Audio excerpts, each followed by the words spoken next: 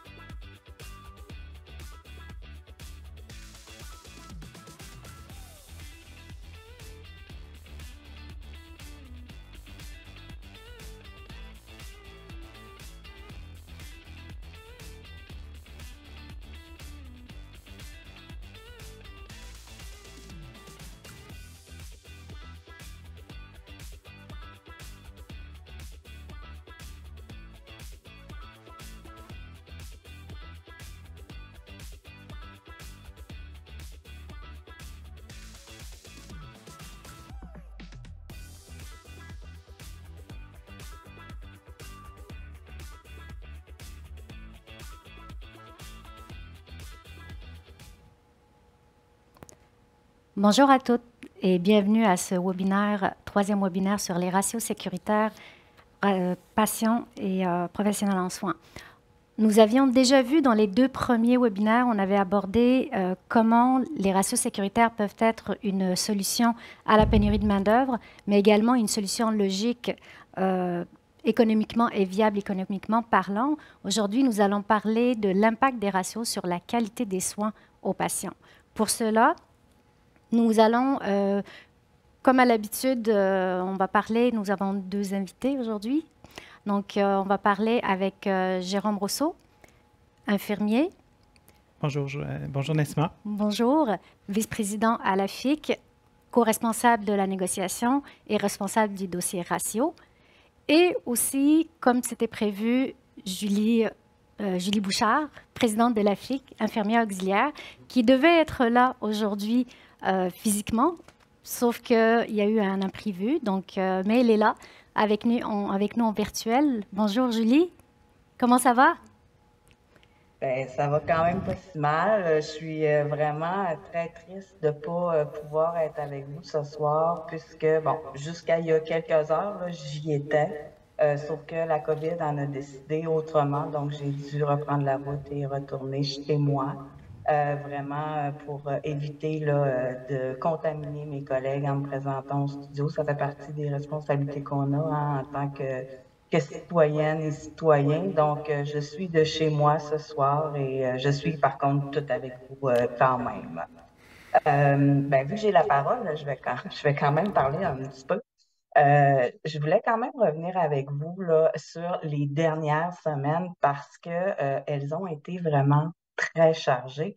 Puis en plus, ben, c'est vraiment loin d'être terminé parce que l'automne va être chaud, mais vraiment très chaud. Depuis la rentrée, vous le savez, on a manifesté, on a porté fièrement nos couleurs en mettant nos hauts d'uniforme à tous les mardis.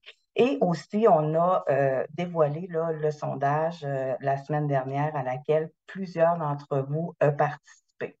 De toute façon, Jérôme va tout vous présenter les détails tout à l'heure, mais je pense que s'il y a une chose qu'il faut retenir, c'est que la surcharge de travail, c'est vraiment un enjeu qui est majeur, qui vous empêche de soigner vos patients comme il faut, mais surtout comme ça nous a été appris selon les standards de notre profession.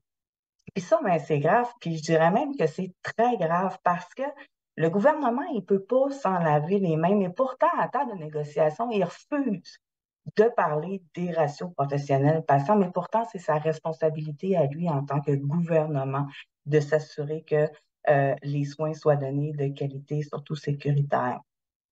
Puis là, ben, c'est déjà le troisième webinaire que la FIC organise. Puis, ben, ce qui est le fun de voir, c'est que vous êtes de plus en plus nombreuses à y participer à chaque fois. Puis ça, ben, c'est probablement la preuve que la solution des ratios sécuritaires et surtout les ratios patients, ben, ça fait son chemin. Puis ça, ben, ça fait déjà 10 ans que la FIC euh, travaille ce dossier-là et surtout est précurseur. Puis pour nous, ben, ça n'a pas changé depuis les 10 dernières années. C'est vraiment une solution qui est porteuse, notamment, ben, vous allez le voir ce soir, mais pour la sécurité puis pour la qualité des soins qu'on a à donner à nos patients. Puis pour moi, ben, la qualité des soins, ça veut dire du temps avec nos patients. Apprendre à les connaître, mais surtout apprendre à connaître c'est quoi leurs réels besoins. J'ai déjà travaillé en CHSLD, puis un simple exemple que je peux donner, c'est quand on a le temps de vraiment bien s'occuper de nos patients, juste d'aller prendre une petite marche dans le corridor avec un patient ou une patiente, ben ça fait toute la différence sur son autonomie qu'elle va pouvoir conserver un petit peu plus longtemps. Mais pour ça, ben, ça prend des ratios professionnels patients parce qu'actuellement, on est dans l'impossibilité de le faire. Puis des ratios professionnels patients, ça veut dire aussi un meilleur travail d'équipe parce que chacune et chacun d'entre nous, ben, on a le temps de déployer notre autonomie professionnelle, mais aussi notre jugement clinique. Puis ça, ben, qui en bénéficie automatiquement, c'est le patient. On est actuellement à un moment vraiment charnière pour le réseau de la santé. Donc, on vit à la fois la négociation nationale, puis on est vraiment, mais vraiment à l'aube d'une autre méga réforme encore du réseau de la santé. Ben là, c'est maintenant qu'il faut que ça bouge. C'est pas demain, c'est maintenant qu'il faut que ça bouge, mais qu'il faut que nous aussi, on bouge. Vous le savez, là, on prépare le moyen de pression ultime cet automne, qui est d'exercer notre droit de grève. Ça, là, la FIC, là, c'est pas elle toute seule, là, qui va y arriver. Elle peut pas faire grand-chose, elle, toute seule, la FIC. Pour mener cette lutte-là, des ratios professionnels patients, puis aussi pour aller chercher des meilleures conditions de travail, ben, on a besoin de sentir la force des 80 000 professionnels en soins au Québec, puis pas la force derrière nous, à côté de nous. Puis c'est comme ça qu'on va être capable de livrer ces batailles-là, puis surtout de voir des résultats à la fin. Donc, je compte vraiment sur vous autres pour continuer à vous mobiliser avec nous pour mener ces grandes batailles-là tout au long, pardon, des prochaines semaines.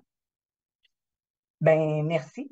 Anassima, puis merci à Jérôme d'être là ce soir et je vous laisse le relais pour l'ensemble de la présentation. Très heureuse quand même d'être parmi vous et j'espère que nous aurons vraiment des très bons échanges, mais surtout constructifs pour nous nourrir, nous, pour continuer à expliquer encore et à faire évoluer le dossier des ratios professionnels patients.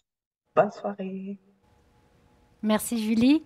Alors, avant d'aller plus loin dans la présentation, juste vous rappeler qu'on est sur Zoom et si jamais vous avez un problème technique, il y a un numéro qui apparaît en bas de l'écran, donc vous pouvez contacter ce numéro-là. Comme à l'habitude aussi pour les personnes qui sont habituées avec le premier et le deuxième, donc on va faire la même chose. Ça va être sous forme de présentation animée avec Jérôme Rousseau et on va finir avec une période de questions et de commentaires. Donc n'hésitez pas à préparer déjà vos questions, vos commentaires sont tous les bienvenus pour enrichir nos discussions. Mais avant de rentrer dans le vif du sujet sur la qualité des soins, Jérôme, c'est quoi? Peux-tu juste faire un petit rappel sur c'est quoi des ratios sécuritaires patients, professionnels en soins patients? Oui, certainement, Nassima. En fait, on va tous se mettre au même niveau. Quand on parle de ratio pour la FIC, ce qu'on veut dire, c'est la présence d'une équipe minimale de professionnels en soins qui prend en charge un groupe de patients avec des besoins, des problèmes de santé similaires. Donc, pour nous, c'est ça la définition de base. Et pour nous, c'est pas un ratio, c'est pas fixe. En fait, il faut que ce soit ajustable à la hausse, tout dépendant de la situation, par exemple, des patients, lorsque des patients qui sont plus complexes, plus compliqués ou dans des circonstances particulières. Par exemple, s'il y avait une éclosion, comme on a connu dans les dernières années, en fait, qui justifierait d'ajuster à la hausse les ratios. Merci, Jérôme. Rappelons aussi que des soins sécuritaires, quand on parle de soins sécuritaires, cela veut dire prévenir les risques et réduire les erreurs causées aux patients dans le cadre de leurs soins, de soins prodigués, de soins de santé. Donc ça, c'est la définition de l'Organisation mondiale de la santé. Donc c'est vraiment de ça qu'on parle quand on parle de soins sécuritaires. Quand on parle maintenant des soins de qualité, on parle de soins sûrs, donc qui ne nuisent pas aux patients, de soins efficaces, qui sont basés sur des données fiables et des données concrètes et factuelles, et qui sont donnés aux personnes selon leurs besoins. On parle aussi de soins de qualité, donc centrés sur la personne selon le besoin de cette personne-là, les préférences de la personne également et de ses valeurs. Donc, à partir de là, la FIC, à un moment donné, en début d'été, Jérôme, a réalisé un sondage auprès de près de 10 000 professionnels en soins qui sont en soins directs aux patients. Et veux-tu un peu nous faire un wrap-up? Désolée pour le mot en anglais. Un résumé de ce qui en ressort, l'effet saillant, en fait, de ce qui en ressort de ce sondage-là. Oui, tout à fait. Avec l'aide de la firme Somme, en fait, la FIC a réalisé une consultation auprès de nos professionnels en soins. C'est près de 10 000 personnes, en fait, de professionnels en soins. Vous voyez la répartition, en fait, 70 infirmières, 2 IPS, 23 infirmières auxiliaires, 5 étaient des inhalothérapeutes. Il y a aussi des perfusionnistes, mais en plus petit nombre, mais qui n'apparaissent pas sur le tableau. Je tiens quand même à préciser le moment où on a fait la collecte de données, ce qui est quand même important, c'est juste avant l'été, du 5 au 23 juin. C'est une période, je vais appeler normale, en fait, dans le réseau de la santé. Il n'y avait pas de pic de COVID ou quoi que ce soit dans le réseau, puis on n'était pas en plein moment où les vacances estivales sont, où il y a des variations beaucoup dans les centres d'activité dans le réseau de la santé. Si on va à la diapo suivante, la première question, en fait, qu'on a posée à nos membres, c'est est-ce qu'ils avaient l'intention de quitter la profession? Et là, les chiffres sont quand même extrêmement préoccupants. C'est près de 42 des gens, des professionnels en soins qui nous ont indiqué avoir l'intention de quitter. 10 nous ont mentionné avoir l'intention de quitter à court terme et 32 nous ont mentionné à moyen terme avoir l'intention de quitter. C'est quand même extrêmement préoccupant. Et une donnée, lorsqu'on prend le temps d'analyser aussi le profil des répondantes, chez les 25-35 ans, donc la relève, et chez les personnes âgées de 55 ans et plus, donc nos personnes d'expérience près de la retraite, c'est encore plus grand ces pourcentages-là d'intention de quitter la profession. Donc, c'est extrêmement préoccupant. On a aussi, évidemment, dans la suite du questionnaire, posé la question sur pourquoi ils ont l'intention de quitter. Donc, quelle était la raison de cette volonté-là de quitter la profession? Sans grande surprise, 71 % des membres nous ont indiqué que c'était la surcharge de travail qui était la cause de vouloir quitter leur profession. Venait ensuite 58 % la rémunération, donc le salaire qu'elle juge insuffisant, 55 % le manque de reconnaissance, 53 % la difficulté de concilier le travail avec la vie personnelle et 50 % trouvaient qu'il y avait une incapacité à dispenser des soins de qualité. Si vous suivez le processus de négociation actuellement, vous retrouvez exactement quelles ont été les priorités que les membres de la FIC ont ciblées dans le cadre de la négociation. Donc, la rémunération, la conciliation travail-vie personnelle et la charge de travail. Et malheureusement, la question de la charge de travail, c'est l'élément, Julie, notre présidente l'a mentionné, le gouvernement n'a aucune ouverture actuellement à la table de négociation de discuter de cet enjeu-là. Merci, Jérôme. Et qu'est-ce que le sondage nous dit concrètement sur l'état de la situation? C'est quand même extrêmement préoccupant. Vous allez voir des données. On a posé la question si, lors du dernier quart de travail, il y avait du personnel manquant. 66 % des gens dans les derniers jours, en fait, on ciblait les 7 derniers jours de travail s'ils avaient travaillé sur leur unité avec du personnel en moins. 66 % nous ont indiqué que oui, et 67 % ont clairement nommé que le personnel n'avait pas été remplacé.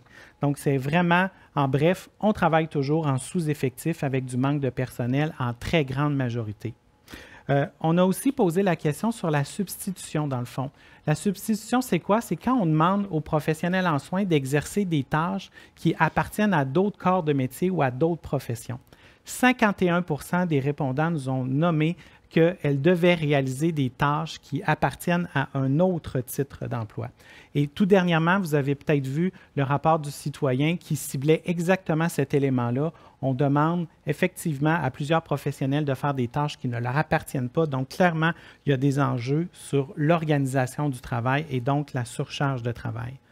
Autre élément préoccupant qui vient vraiment identifier comme étant une cause un effet plutôt de la surcharge de travail, c'est est-ce que les professionnels en soins sont capables de prendre leur pause et leur repas? Donc, si on va à l'autre diapo, seulement 52 % des professionnels en soins qui ont répondu à notre consultation sont capables de prendre leur pause et leur repas.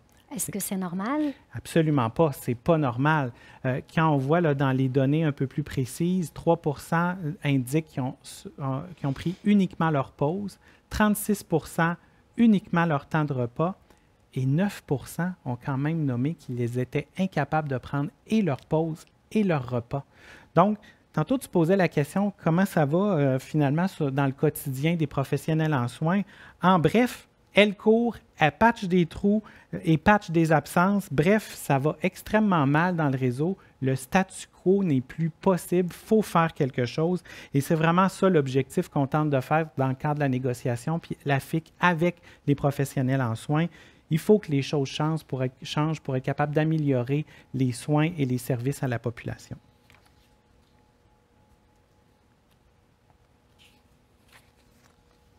Donc, si on revient aux soins non faits, juste pour situer tout le monde aussi, parce qu'on est plusieurs personnes aujourd'hui, puis il y a des personnes peut-être qui ne viennent pas du milieu de la santé, c'est les soins qui ne peuvent pas être donnés selon les standards ou qui ont été réalisés rapidement ou partiellement ou qui ont tout simplement été omis faute de temps. Donc, ça rappelle beaucoup ce que tu étais en train de dire, pardon, Jérôme. Ouais.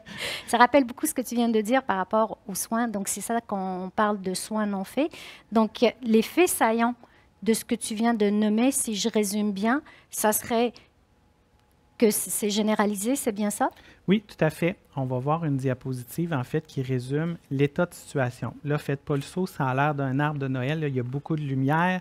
On va vous expliquer calmement et tranquillement qu'est-ce que tout ça représente.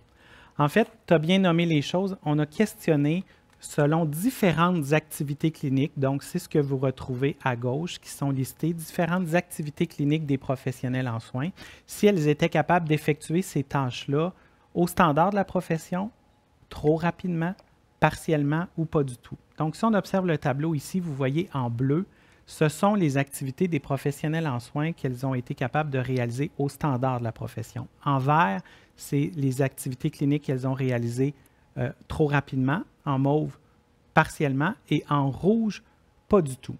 Si on va à l'autre diapo, que ça va être un petit peu plus digeste visuellement, on a sur la diapo ici uniquement les activités réalisées au standard de la profession.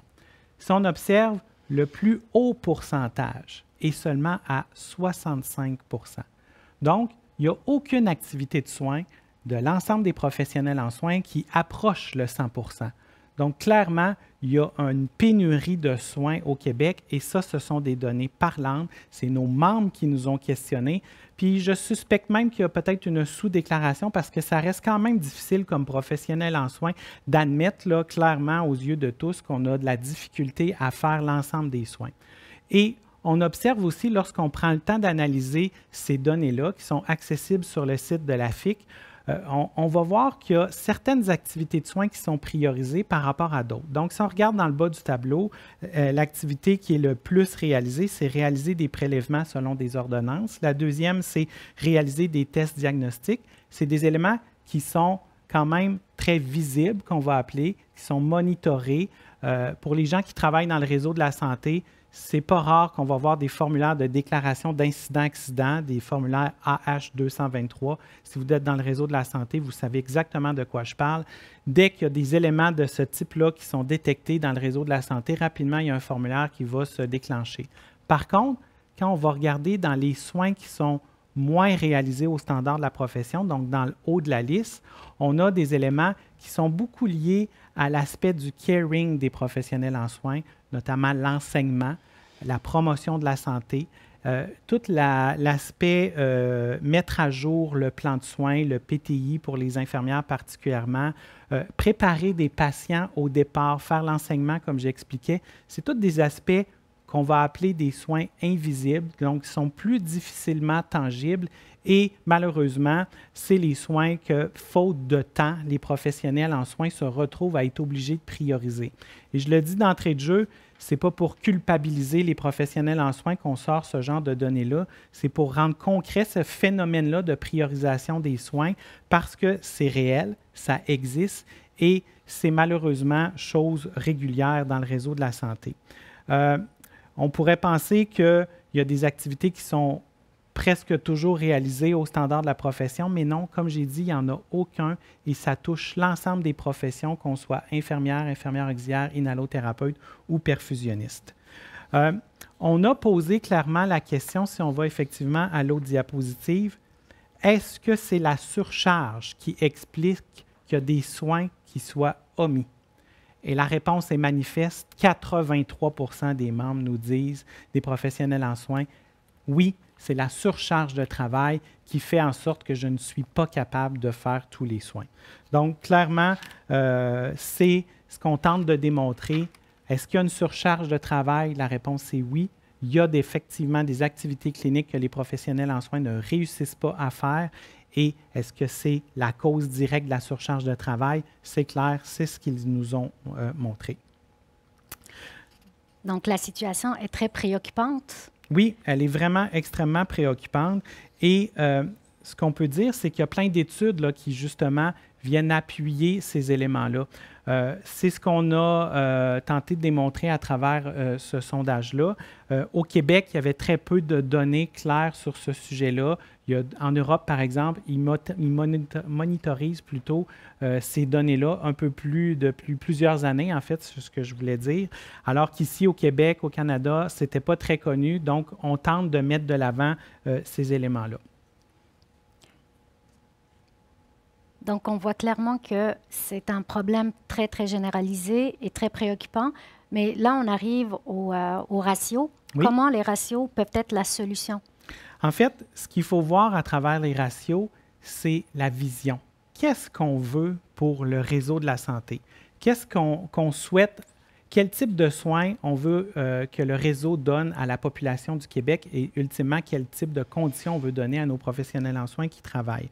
Donc, la solution des ratios, ça devient une solution structurante pour être capable d'organiser et de concevoir le réseau de la santé. Donc, la solution des ratios professionnels en soins patients devient la vision. Et là, à ce moment-là, on vient bâtir des plans, des actions pour être capable d'atteindre cet objectif-là.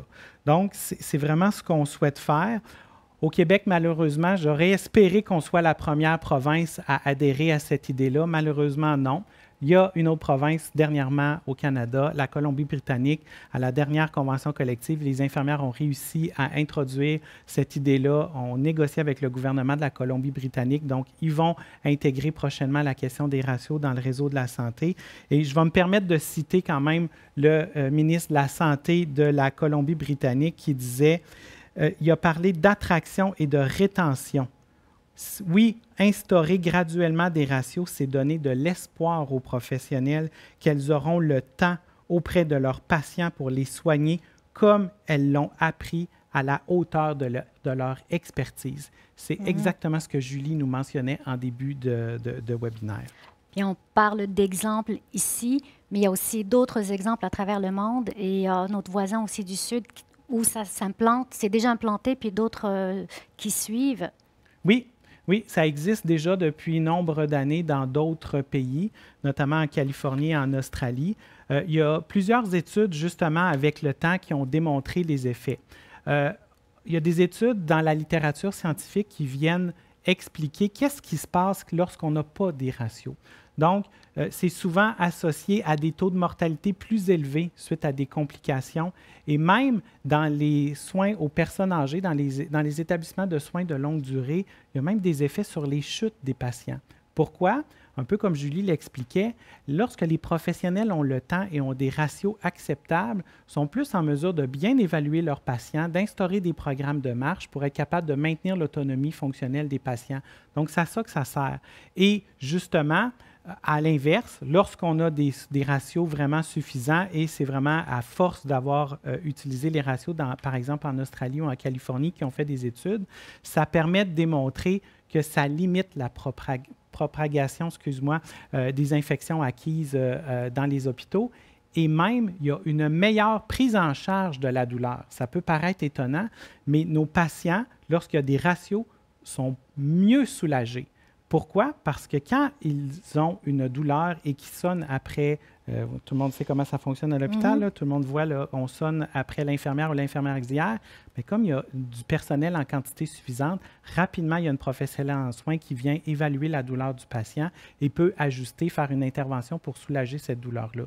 Donc, ça a été démontré dans les études que les ratios avaient une corrélation directe positive sur la gestion de la douleur des patients.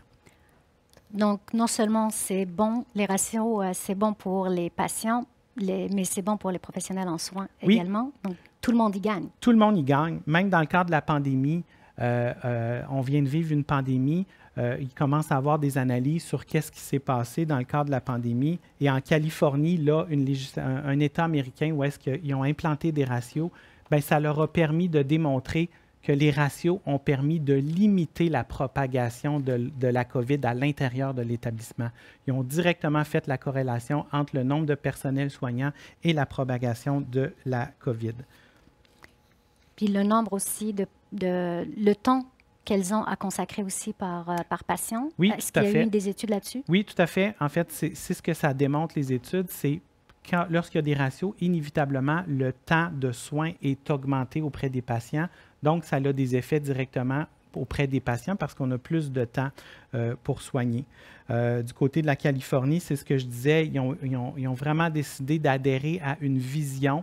Donc, ils ont changé les choses. Du côté de l'Australie, c'est des taux de mortalité plus bas qui sont en train de mesurer, des taux de réadmission aussi. Quand je parlais d'enseignement auprès des patients, lorsque nos patients, ils quittent toujours de plus en plus vite de nos hôpitaux parce que on manque de lits dans les hôpitaux. Donc, clairement, rapidement, malheureusement, on va trop vite. C'est des patients qui ont une nouvelle médication, qu'on n'a pas pris le temps de leur expliquer la nouvelle médication. C'est un nouveau diagnostic qu'on n'a pas pris le temps d'expliquer les signes et les symptômes de cette maladie-là. c'est l'enseignement qu'on fait trop rapidement. Et qu'est-ce qui arrive? C'est le phénomène de la porte tournante. Nos patients quittent trop vite et après ça, souvent reconsultent, soit dans des cliniques ou même reviennent à l'urgence parce qu'il y a eu des complications. Par exemple, leur plaie s'est infectée parce qu'ils n'ont pas bien compris les soins à donner à leur plaie. Même chose du côté de l'Australie, une meilleure qualité de soins, un accès plus rapide aux chirurgies. On s'est rendu compte en Australie que les blocs opératoires, entre autres les plateaux techniques, étaient plus efficaces. On entend parler là, que les listes d'attente sont énormes ici au Québec, puis qu'on a de la difficulté à opérer l'ensemble de nos patients sur nos listes d'attente. Puis en Australie, ils ont réussi à diminuer leur liste. Ça peut paraître contre-intuitif, mais parce qu'on a instauré des ratios, l'efficience du réseau s'est améliorée. Même la durée de séjour s'est vue écourtée du fait que les soins étaient de meilleure qualité dans les établissements en Australie. Donc, on soigne plus, on soigne mieux. Donc, du coup, ça baisse beaucoup la porte tournante comme tu parlais. Oui, tout à fait. C'est exactement ça. OK. Puis que ce soit en Australie, que ce soit en Californie, que ce soit... ça a été prouvé avec des études. Oui, tout à fait. C'est ce que je disais. Là, tous les éléments que je viens de nommer ont été non seulement prouvés par les données statistiques après plus de 10 ans d'implantation de ratios, mais aussi à travers des recherches que des chercheurs ont été analysés concrètement sur le terrain. Qu'est-ce qui s'est passé? Parlons maintenant de l'expérience ratio au Québec. C'est quoi le constat qu'on a fait selon les projets ratios qui ont été faits? Donc, pour rappel, il y a eu 16 projets ratios implantés pendant une certaine durée et à des endroits différents, donc des centres d'activité qui sont différents. Et à l'issue de cette expérience-là, qu'est-ce qu'on en tire? C'est quoi les constats? Oui. En fait, c'est souvent ce que les mauvaises langues vont dire. On ne peut pas faire ça ici au Québec. Faux. On l'a déjà fait. On a fait en 2018, en 2019 des projets ratios. On a choisi différentes unités de soins, médecine, chirurgie, dans une urgence, en soins de longue durée, en CHSLD. On a expérimenté les ratios pour être capable d'aller voir si c'était possible et quels étaient les effets. Donc, oui, on a une population peut-être différente, peut-être qu'on a un réseau différent de santé qu'en Australie ou aux États-Unis. C'est clair, personne ne fait de comparaison à ce niveau-là. Cependant, la vision, le point de notre webinaire aujourd'hui, c'est les ratios, c'est la même chose. Donc, à travers les projets ratios, ce qu'on a été capable de démontrer, c'est que ça fonctionnait. Sur les 16 projets ratios, 13 comités paritaires, donc les comités paritaires, c'était localement des gens des équipes syndicaux avec des gestionnaires. Donc, les deux ont convenu, après l'implantation du projet ratio, que c'était bénéfique et que c'était positif, les projets ratios, et que ça avait un effet à la fois sur la qualité et la sécurité des soins, mais qu'il y avait aussi un effet chez le personnel soignant. Parfait. Donc, parlons concrètement, qu'est-ce que ça a généré sur le quotidien des professionnels en soins? Oui, en fait, il y a toute une série de projets qu'on présente ici, puis il y a différentes données qui ont été vraiment super intéressantes. Si je prends par exemple, dans la région de Chaudière-Appalaches, on a fait un projet sur une unité de médecine. On a même vu une diminution de la réadmission dans les 30 jours, ce que je parlais. Le phénomène de la porte tournante, ça a été observé dans la région de Chaudière-Appalaches. Si je prends CHSLD à l'Hôpital général de Québec, un établissement de soins de longue durée pour les personnes âgées, on a vu une diminution des chutes. Donc, ce que je parlais tantôt, l'autonomie fonctionnelle des patients, on était plus en mesure d'adapter nos interventions en fonction de la clientèle et de leur autonomie. À l'urgence de Hall, on a eu aussi des diminutions de chute, diminution aussi de prise en charge au triage. Tout le monde sait que ça peut être très long à attendre à l'urgence. Tout le monde a vécu ce genre d'expérience-là ici au Québec. Mais dans le cadre du projet ratio, on avait une urgence beaucoup plus fonctionnelle, beaucoup plus efficace. C'est vraiment ce qu'on a observé en peu de temps. C'est toutes des données qui pointent exactement dans la même direction que toutes les autres études qui se sont faites dans les milieux où on a instauré des ratios.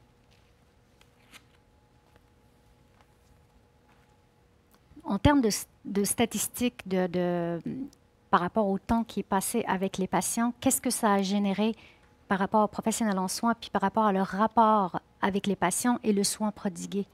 En fait, c'est exactement ce qu'on dénote. En fait, c'est lorsqu'on a plus de temps, donc lorsque les ratios sont adaptés avec la charge de travail, on a inévitablement plus de temps. Ça permet aux professionnels en soins d'occuper pleinement leur champ d'expertise, d'utiliser toutes leurs compétences qu'elles ont apprises au profit de leurs patients pour être en mesure de mieux les soigner. C'est vraiment ce que ça démontre. Ça permet que nos patients au Québec soient beaucoup plus respectés dans le cadre des soins qu'on donne. La pire chose qu'on veut, c'est bousculer des patients, d'aller trop vite, d'adapter nos soins en fonction des personnes qu'on a en avant de nous. Lorsqu'il y a des patients qui viennent d'apprendre des diagnostics difficiles comme des cancers, on veut prendre le temps de les écouter pour être capable de bien les accompagner là-dedans. Il y a aussi les familles. Soigner un enfant, ça implique inévitablement les parents. Il faut prendre le temps d'expliquer les choses aux parents pour mettre en confiance les parents avec nous comme professionnels en soins, avec les patients. C'est vraiment l'objectif, puis c'est ce qu'on tente d'expliquer, c'est que les ratios, avant tout, vont donner du temps aux professionnels en soins pour qu'elles soient ultimement être en mesure de bien soigner la population du Québec. Ça permet aussi un meilleur travail d'équipe, vu que c'est des équipes multidisciplinaires et complémentaires. Tout à fait. Les professionnels en soins travaillent toujours en collaboration avec d'autres professionnels en soins, que ce soit les préposés, les commis, les médecins, les travailleurs sociaux, les ergothérapeutes. Les professionnels en soins sont là quotidiennement avec les patients. Donc, ça permet une meilleure collaboration, une meilleure connaissance fine de la situation de chacun des patients pour être capable d'entrer en relation avec les autres professionnels. Chaque professionnel amène sa contribution pour bien soigner les patients du Québec. Donc, tout le monde est important, les médecins inclus. Quand tout le monde a la capacité d'exercer son plein champ d'expertise, c'est là, à ce moment-là, que tout le monde est gagnant, puis d'abord vers avant tout le patient. Ça permet aussi d'avoir le temps de comprendre les besoins du patient pour l'écouter, mieux le soigner? Tout à fait. En fait, il y a un concept dans les soins infirmiers, dans les professions de soins qu'on représente, c'est l'advocacy. C'est prendre la défense des patients, c'est-à-dire parler au nom des patients. On se doit de respecter les choix, d'accompagner les patients à leur rythme. Donc, c'est toujours dans cette fonction-là première que les professionnels en soins sont formés. Ce n'est pas ce que moi, Jérôme, je pense qui est la meilleure chose pour la personne que je soigne. Je dois accompagner la personne en avant de moi avec ses connaissances, avec ses compétences, avec ses capacités, et je dois l'accompagner dans ce processus-là.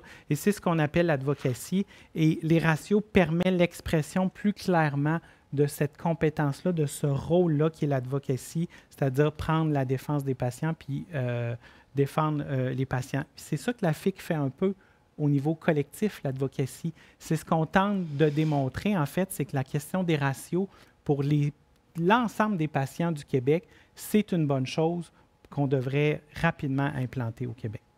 Donc, remettre les soins au cœur du plan? Oui, tout à fait. Okay. C'est exactement ça qu'on tente de faire valoir. Il faut en arriver à convaincre notre gouvernement d'avoir cette vision-là, de l'implanter pour ensuite être capable de la déployer. On est conscient qu'aujourd'hui, on adopte une législation parce que c'est l'objectif dans le cadre de la négociation. On veut que le gouvernement adopte une loi sur les ratios. On est tous conscients que demain matin, ça ne sera pas appliqué. Dans tous les pays où ils ont décidé d'instaurer les ratios, ils ont fait ça progressivement, mais ils ont partagé de façon commune une vision, c'est-à-dire d'avoir des ratios pour assurer des soins de qualité et sécuritaires. Okay. Merci, Jérôme. On arrive à la fin de la présentation comme telle, donc on ouvre une période de questions-commentaires. Juste à lever la main si jamais vous souhaitez intervenir. Je vous rappelle que le webinaire est enregistré, donc si jamais vous ne souhaitez pas apparaître, juste ne pas ouvrir votre caméra, mais évidemment, si jamais vous le souhaitez, ça nous fera plaisir de vous voir. Donc voilà, donc vos questions, vos commentaires sont toutes les bienvenus. En attendant, peut-être, Jérôme, une dernière question avant que les gens, qu'on réponde aux questions de tout le monde. Oui. Qu'est-ce que les membres pourraient faire dans cette quête-là d'avoir une loi sur les ratios? Oui, la première chose, en fait, c'est d'être convaincu. Donc, premièrement, comme professionnel en soins, je suis convaincu que tout le monde est conscient de la charge de travail qu'elles ont et que la solution devrait être les ratios. Une fois qu'on a cette idée-là, il faut en parler. Il faut en parler à nos gestionnaires, il faut en parler à nos collègues de travail, il faut en parler à nos décideurs. On est justement en période électorale actuellement au Québec. Ce serait intéressant que les candidats se commettent sur la question justement des ratios. On vient de vivre, il y a à peine 2 ans, une élection générale. On a un gouvernement actuellement qui est la CAQ, devrait questionner la CAQ régulièrement sur cette question-là. Vous allez voir, il y a le plaidoyer sur les ratios aussi qu'on vous invite à signer. Plus il va y avoir de gens qui vont questionner, qui vont adhérer et qui vont appuyer le plaidoyer, c'est la bonne chose. Puis évidemment, dans le cadre de la négociation, on invite tous les membres professionnels en soins de la FIC à venir appuyer toutes les actions qui vont dans cette voie-là. Du côté de la FIC, on a aussi produit un cordon. Loi sur les ratios, ça urge. Donc, on vous invite à le porter. Ça permet, lorsqu'on soigne des patients, à discuter aussi avec les patients, par exemple, sur la question des ratios. Donc, plus vous allez en parler, plus il va y avoir de gens qui vont connaître la question des ratios et ultimement, plus ça va devenir un fait bientôt. Parfait. Merci, Jérôme. Oui. On va donner la parole à Caroline Dufour.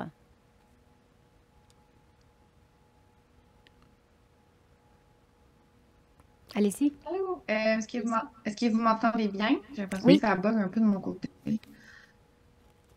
Oui. En fait, ma question, c'est plus un commentaire, mais moi, je suis pas avec la FIC présentement. Moi, je fais mon doctorat en sciences infirmières sur le temps supplémentaire obligatoire. C'est entrecoupé, on ne vous entend plus. Je vous invite à... Oui. Je me posais la... Attends, je vais fermer ma caméra, peut-être ça va aider. Est-ce que vous m'entendez mieux? Oui, Oui. mais si vous pouvez juste répéter parce on vous a perdu à un certain moment. Oui. Désolée.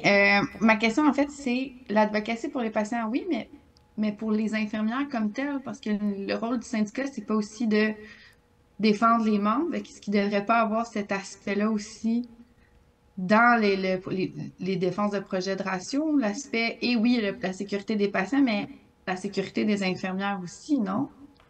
Parce que Tout je à trouve qu'on fait. parle beaucoup des patients, mais peu des infirmières.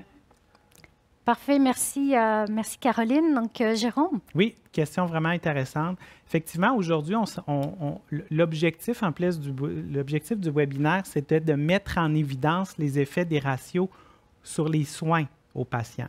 Mais tout le pan en termes d'effets pour les professionnels en soins, il est aussi extrêmement documenté. Ça fait partie aussi des éléments qu'on milite à la FIC sur la question des ratios parce que qui dit ratio dit des meilleures conditions de travail, dit aussi dans les pays où en Australie puis en Californie où est-ce qu'ils ont instauré des ratios, les accidents au travail de SST ont diminué énormément, les taux d'assurance salaire ont diminué énormément aussi. On vient de vivre une pandémie qui a ravagé le réseau de la santé, qui a épuisé émotionnellement et mentalement les professionnels en soins. Il y en a beaucoup qui ont craqué sur tout ce qu'on a vécu dans les dernières années. Donc, toute la question des ratios vient aussi régler une partie des conditions de travail des professionnels en soins. Vous dites que vous étudiez la question du TSO. Évidemment, c'est une question à la FIC qu'on est extrêmement préoccupé. On dénonce le TSO depuis plusieurs années. On dénonce que ce soit rendu un mode de gestion. On voudrait que ce soit ceci. Ça fait partie aussi des demandes dans le cadre de la négociation qu'on adresse au gouvernement actuellement.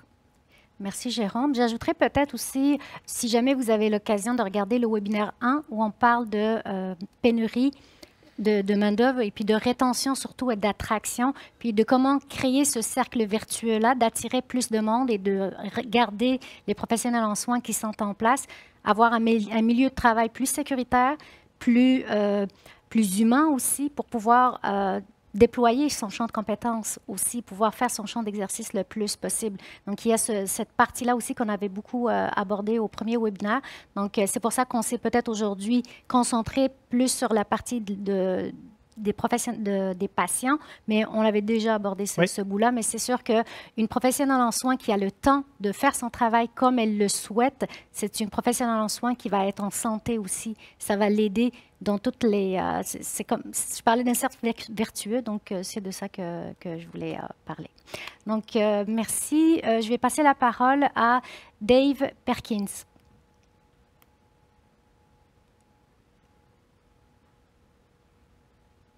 Oui, bonjour, vous m'entendez? Oui. Oui. Donc, Dave Perkins, Centre universitaire Santé McGill, je suis nanothérapeute. Donc, on ne peut pas être contre la vertu, là. Je comprends que les ratios ont probablement beaucoup d'avantages, sauf que l'éléphant dans la personnelle, je comprends, là, à l'hôpital général de Montréal, ils ont essayé de mettre là, en place, déployer là, un projet pilote là, pour les ratios.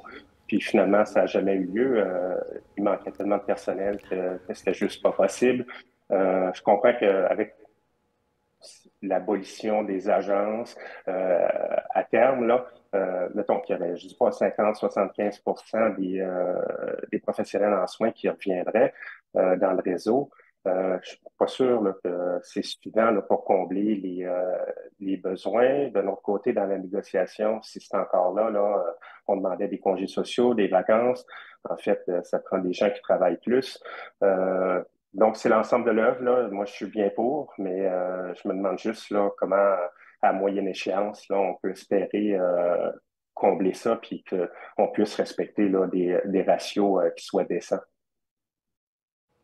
Merci. Jérôme? Excellente question. Lorsque vous avez en avant de vous quelqu'un qui ne veut rien savoir des ratios, c'est exactement la question qu'on va vous opposer. Le gouvernement nous amène exactement dans ce piège-là. On manque de monde, on n'est pas capable d'instaurer les ratios. Petit fait, l'Australie, la Californie, lorsqu'ils ont décidé d'implanter les ratios, ils étaient eux aussi dans une période de pénurie et énormes difficultés dans leur réseau de la santé. Donc, ce que j'expliquais dans le cadre du webinaire, c'est ça que ça nous prend, c'est une vision. Donc, c'est l'objectif. L'objectif devient les ratios et à ce moment-là, on va développer différents moyens pour être capable de l'atteindre. Premier élément, faire une planification de la main-d'œuvre. On a combien de professionnels aujourd'hui et ça va nous en prendre combien pour être capable d'instaurer les ratios. Je l'ai dit, personne n'a mangé de la licorne aujourd'hui, personne ne va être capable de dire que dans 2 jours, on va être capable d'implanter les ratios le lendemain. Donc, ça prend un plan, il faut le développer sur quelques années, ça prend différents moyens aussi. Il faut être capable d'envoyer un message à l'ensemble des jeunes dans la population, aux jeunes qui sont à l'école, qui pourraient peut-être s'intéresser aux professions dans le réseau de la santé. Inscris-toi dans les programmes de la santé. Les conditions de travail vont être améliorées dans quelques années parce que le gouvernement va instaurer des ratios. On peut aussi instaurer des bourses pour être capable de favoriser les gens à s'inscrire dans les programmes de soins. Le gouvernement l'a fait dans le cadre pour être capable d'attirer des préposés, mais regardez ce qui s'est passé. On n'a pas du tout changé les conditions dans lesquelles les préposés et l'ensemble des professionnels en soins travaillent actuellement. Qu'est-ce qui s'est passé? Beaucoup ont quitté. Oui. Donc, oui, ça peut paraître contre-intuitif de dire on va attendre qu'il y ait plus de monde pour être capable d'instaurer les ratios. C'est faux. Ce n'est pas comme ça qu'il faut le voir. Il faut inverser le cercle virtueux dans lequel on est. Ça devient la vision, l'élément, l'objectif à implanter et ensuite, on va progressivement être capable de l'atteindre avec des plans, différentes mesures, mais d'abord, avant tout, une planification de la main-d'œuvre. Et malheureusement, depuis que la CAQ est au pouvoir, avoir accès à des données de planification de main-d'œuvre, c'est extrêmement difficile. Le gouvernement ne partage plus ces données. Bien, ce que je pourrais rajouter peut-être, c'est le fait qu'il y a assez d'infirmières, par exemple, inscrites à l'ordre. Il n'y en a jamais eu autant et pourtant, elles ne sont pas dans le réseau présentement. Tout le monde fuit. Puis celles qui sont là trouvent ça extrêmement difficile. Donc, c'est difficile d'attirer ou même de faire de la promotion auprès de ses enfants ou auprès de sa famille pour dire, allez, faites ce programme d'études-là. Donc, il y a de ça aussi. Si jamais on pouvait rapatrier le plus de professionnels en soins qui sont déjà qui ont déjà leur permis pour revenir dans le réseau de la santé, ça serait public, ça serait vraiment... Oui. Il faut redonner de l'espoir. Tu nommes exactement une des premières données qu'on a présentées ce soir. C'était l'intention de quitter. Donc, il y a effectivement un problème d'exode. Les professionnels en soins quittent. Il n'y a jamais eu autant d'infirmières, notamment au Québec. C'est ce que l'Ordre des infirmières, à chaque année, publie en termes de données. Où sont-elles? Elles quittent. C'est extrêmement difficile ce qu'on vit actuellement au Québec. Et présentement, avec les offres du gouvernement, je ne suis pas capable de dire que les choses vont changer à court terme, malheureusement. Donc, c'est pour ça que ce qu'on milite, ça nous prend les ratios pour être capable de s'en sortir. Merci. Je vais donner la parole à Isabelle Bertin. On ne vous entend pas. Allez-y. Vous m'entendez maintenant? Oui, Oui, Bonsoir tout le monde. Je suis infirmière auxiliaire en CHSLD depuis 31 ans maintenant. C'est plus un commentaire d'observation qu'une question. J'avais une jeune CPIA orientée pendant la semaine. Je pense que l'implantation de ratios aussi devrait commencer en amont dans les programmes scolaires en stage. Vous voyez, quand ils sont en stage, ils ont 2 ou 3 patients. Quand ils viennent, ils sont orientés sur le plancher, c'est carrément un choc. Elle était en panique parce j'étais rendue à la laisser tout seule sur le chariot avec 22 résidents. Ma section est très, très lourde. Est-ce que j'ai à faire? Certains endroits, dépendamment du corps de travail, si elle passe son examen de l'ordre, elle prescrit d'avoir 30, 80, 30, 40 patients.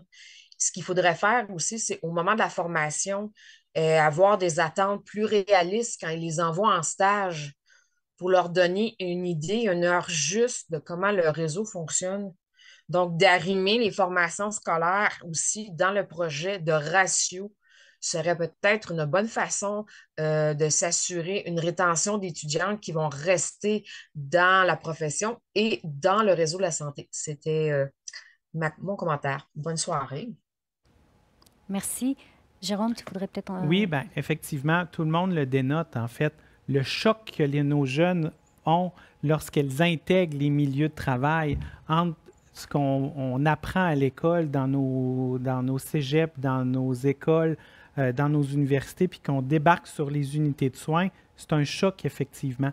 Donc, tout dans l'idée des ratios, il faut être capable d'avoir des milieux de stage qui permettent d'accueillir adéquatement nos jeunes recrues pour qu'elles puissent apprendre, en fait, dans leur nouveau métier. Donc, ça fait partie de tout ce concept-là, d'être capable d'adapter. Malheureusement, dernièrement, j'ai vu au niveau du ministère de la Santé un rapport sur les effectifs infirmiers que nos directrices de soins voulaient donner plus de patients à nos stagiaires pour que, justement, elles soient rapidement plus aptes à prendre l'ensemble de soins des patients. C'est une très mauvaise chose. Effectivement, on l'a vu, l'intention de quitter chez nos jeunes est extrêmement élevée. Il ne faut pas leur donner plus de charges de travail dès leur arrivée dans les milieux de stage parce qu'effectivement, elles doivent consolider leur apprentissage. Puis parce que leurs collègues sont aussi surchargés, ils ont un peu plus de difficultés à coacher. Quand j'ai commencé, j'avais des personnes, des mentors sur mon équipe qui me permettaient de m'améliorer puis d'apprendre. C'est extrêmement difficile ce qu'on vit dans nos milieux de soins. C'est ça, dans cette idée-là de ratio, de permettre d'avoir une charge de travail. Puis quand il y a des étudiants, quand il y a des stagiaires qui viennent, il faut être en mesure de les accompagner. Puis présentement, malheureusement, c'est difficile. En fait, les professionnels en soins sont en mode survie, puis ils font le maximum de ce qu'elles peuvent avec le temps qu'elles ont. Et souvent, on parlait de délaisser certaines tâches. C'est pas par choix, c'est parce qu'il faut choisir à un moment donné. Il faut faire des choix, parfois déchirants, mais ça aussi, accompagner des nouvelles, ça en fait partie. On n'a pas le temps de donner toute l'information, on n'a pas le temps d'accompagner, ce qui fait qu'on parle de taux de rétention. Le taux de rétention, c'est les jeunes Oui. qui... tu l'avais dit, le taux d'intention de quitter pour les plus jeunes est beaucoup plus grand et le taux de décrochage aussi pour des futurs, des étudiants dans le milieu est beaucoup plus grand, Oui. ce qui ne devrait pas l'être. Donc, peut-être qu'avoir des équipes suffisantes, avoir le temps de pouvoir les intégrer va pouvoir aussi engendrer un cercle plus vertueux, comme on Oui. disait. Okay. Je vais donner la parole à Chantal Tancred.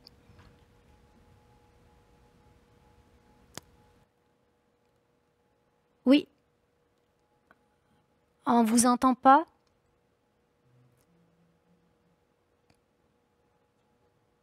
Peut-être réouvrir le micro? Ouais.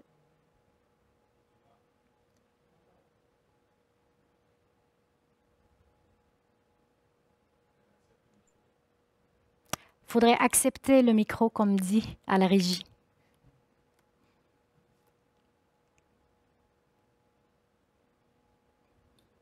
Ah. Oui. Ah, OK.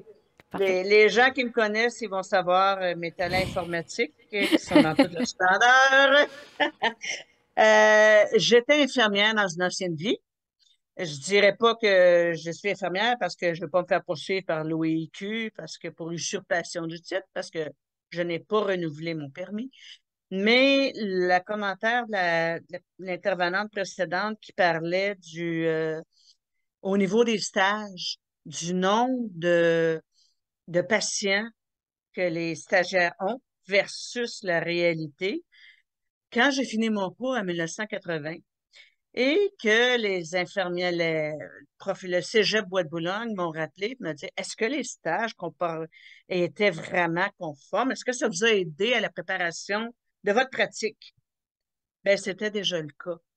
Écoute, on avait un ou deux patients en stage, on avait l'air des mouches à mordre après eux autres, excusez-moi l'expression, là. Mais quand je suis arrivée en milieu de travail où j'avais 20 patients en massage intégral, et tabarouette, le choc. Alors, pour dire que l'OIQ, les stages et compagnie, là, c'est encore complètement déconnecté.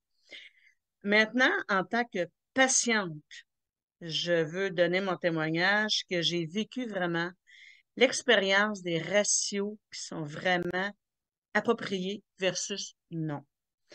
Parce que j'ai été hospitalisée en 2020, je me suis cassé la margoulette et j'ai été hospitalisée la valeur de 4 mois. J'ai été hospitalisée en hôpital général et en hôpital de réadaptation. Et c'est là que j'ai vu où un hôpital vraiment bien staffé, des unités vraiment bien staffées avec le personnel qui est vraiment nécessaire avec la clientèle. Parce qu'à l'hôpital général, où j'avais été opérée, oui, il était staffé, des infirmières, des préposés, tout ça, mais je peux-tu vous dire que j'en ai passé des demi-heures assis à la toilette parce qu'il n'y avait pas assez de préposés pour venir me chercher de là. Parce que c'était une opération au niveau d'une jambe, j'étais incapable de me mobiliser par moi-même. Quand je suis arrivée en réadaptation, tout le contraire, il était staffé adéquatement. Et comment je pourrais dire, donc, c'était vraiment le jour et la nuit parce que, à un moment donné, j'avais passé 10 minutes sur la toilette et je peux vous dire, c'était juste pour dire que ces préposés ne se mettaient pas à genoux, puis les infirmières aussi, pour s'excuser. Mais d'où l'importance des ratios. Il ne faut pas lâcher. Et il faut casser le moule que les gens, ils savent pas. Tu sais, pour eux autres, les infirmières qui sont assis au poste, ils font rien que des dossiers, gna, gna, gna, gna, gna, gna, gna. Mais c'est plus que ça. Il faut pas arrêter. Puis, moi, je pense que la FIC aussi doit continuer à taper sur l'OIQ. Puis, j'espère que la population va taper aussi sur l'OIQ. Parce que, ça, c'est mon fond, ils sont tellement déconnectés de la réalité terrain dans leur tour d'ivoire avec au Shop Angus, là, le nouveau centre, le nouveau siège social. Mais ils sont vraiment déconnectés. Fait qu'il faut taper sur l'OIQ. L'OIAC, je peux pas vraiment parler parce que je n'étais pas infirmière auxiliaire, mais j'étais infirmière. Mais en tant que patiente, puis en tant qu'ex-infirmière, je peux vous dire que les ratios, là, ça n'a pas de prix. Lâchez pas, il faut continuer, il faut le divulguer. Merci. Merci. C'est un témoignage quand même assez poignant, puis ça démontre à quel point c'est important aussi de faire porter sa voix. On n'est pas juste des professionnels en soins, on est aussi des citoyennes, on est aussi des patientes, on vit dans une société et c'est important de porter ce message-là puis de le partager sur l'importance des ratios. Vous l'avez vécu comme patiente, vous l'avez vécu peut-être dans dans une autre expérience à l'époque où vous étiez infirmière, où il n'y avait pas assez de monde sur le plancher. Donc, c'est important de parler de ces ratios-là avec tous les chapeaux qu'on peut porter comme personne aussi, comme citoyenne. Donc, merci pour ce témoignage. Je vais redonner la parole à Caroline Dufour. Je pense que je ne vais pas mettre ma caméra parce que c'est trop problématique. J'écoutais les deux témoignages par rapport à la réalité du terrain. J'ai l'impression que quand j'entends des infirmières dire que c'est la formation qui n'est pas nécessairement adaptée au terrain, moi, j'ai l'impression en fait que c'est pas nécessairement la formation qui est mauvaise, mais plus le terrain qui est tordu. Est-ce que ce qu'on exige des infirmières qui arrivent de l'école, est-ce que c'est ça qui est normal? Parce que là, que moi j'entends, c'est que ça, c'est normalisé, en fait, les ratios qui sont élevés.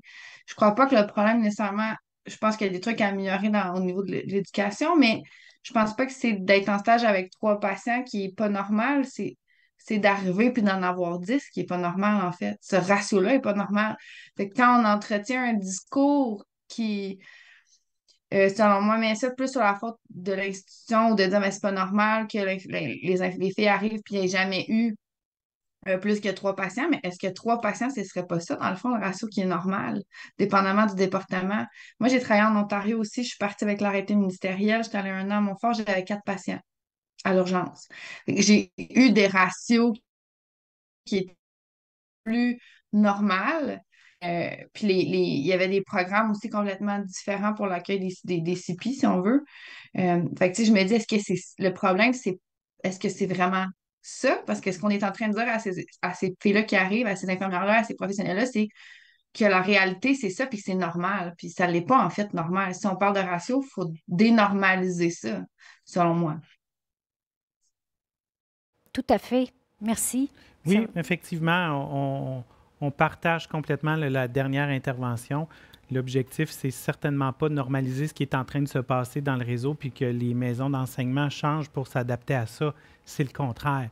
Là où il y a un problème, c'est sur le réseau, c'est sur le plancher. C'est ça qu'il faut changer. C'est la charge de travail qui est beaucoup trop élevée, qui ne nous permet pas d'exercer pleinement notre travail.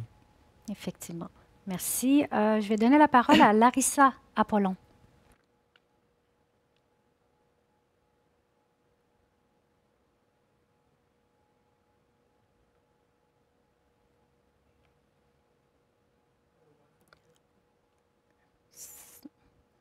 Ça n'a pas l'air de fonctionner. Sonia Mancier?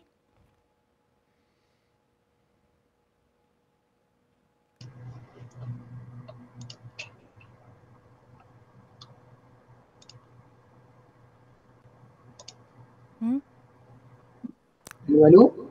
Oui. Je ne sais pas si vous me voyez, moi en tout cas, j'ai l'impression que ça fonctionne. Ok, c'est bon.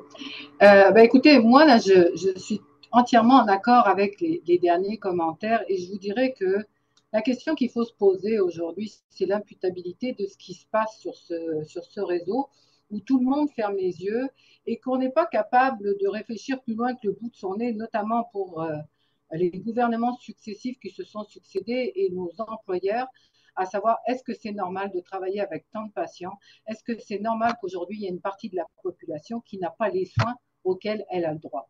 Et ça, moi, je trouve ça assez ridicule de ne pas vouloir prendre comme exemple ce qui s'est fait dans d'autres pays, dans d'autres provinces, et d'essayer de le mettre en place chez nous.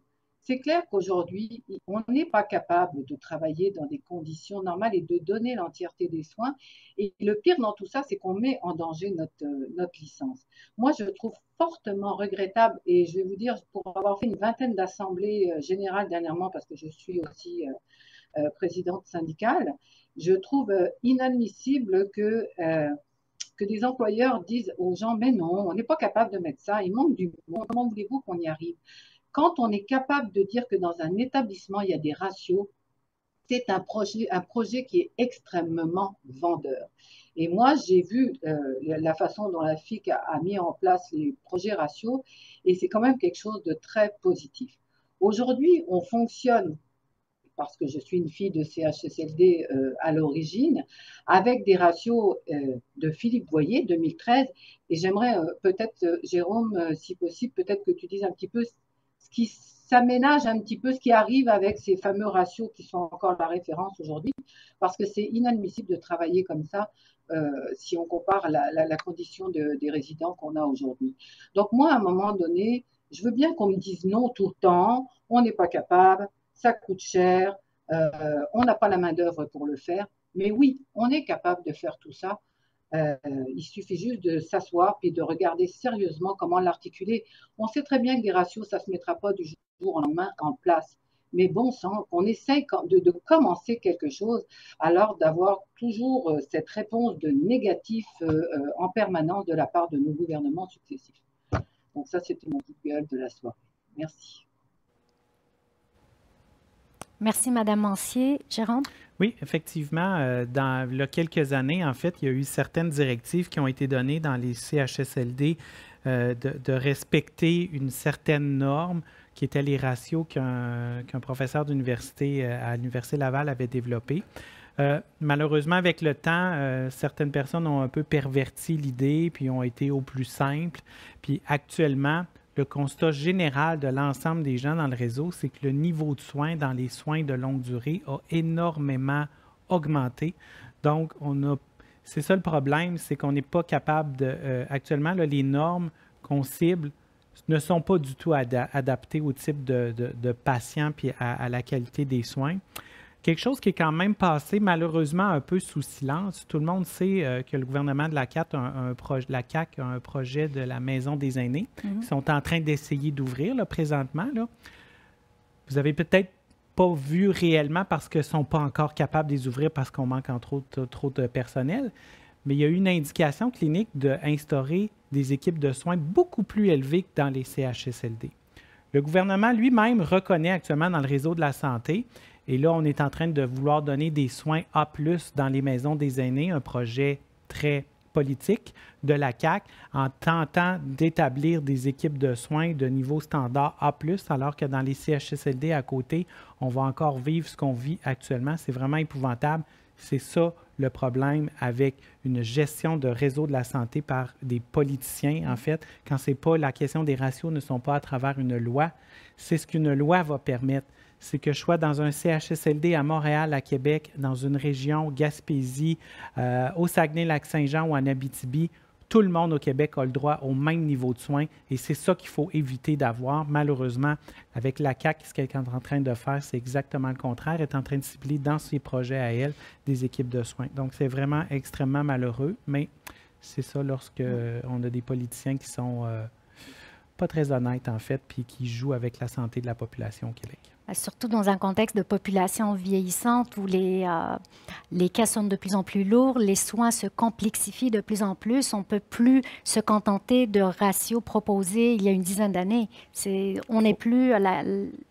La population n'est plus vraiment la même, le portrait n'est plus le même. Il faut s'adapter aux besoins des patients. Puis actuellement, le niveau de soins dans les CHSLD sont extrêmement élevés. Les équipes ne sont pas suffisantes en termes d'infirmières auxiliaires et même de préposés pour répondre aux besoins de la population. J'en profite pour rappeler à notre webinaire, nos premiers webinaires, on parlait de chiffres d'épuisement, on parlait de chiffres aussi dans les équipes. C'est quoi même au deuxième webinaire aussi, quand on parlait d'état des finances, on parlait aussi de l'impact de ces équipes insuffisantes sur l'état de santé physique et mentale des équipes, puis de l'épuisement aussi. Donc, si jamais vous n'avez pas eu le temps ou la possibilité de le regarder, ils sont encore disponibles sur notre site web.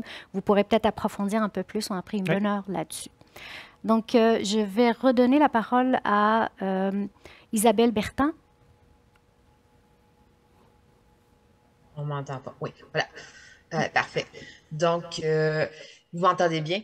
Pour faire référence à la dame qui fait sa thèse sur les TSO, ce que je voulais dire, je pense qu'elle n'a pas tout à fait compris ce que j'ai exprimé. Ce que je voulais exprimer, c'est pas qu'ils donnent plus de patients aux stagiaires, c'est qu'ils leur fassent un portrait plus réaliste de la situation actuelle des ratios qu'ils vont avoir quand ils vont terminer. Aussi, les ratios, ce qu'on entend, un ratio équitable va dépendre. La dame en question qui fait sa thèse sur le TSO, elle travaillait à l'hôpital. Donc, avoir 4 patients pour elle, c'était normal en CHSLD. Les soins sont différents.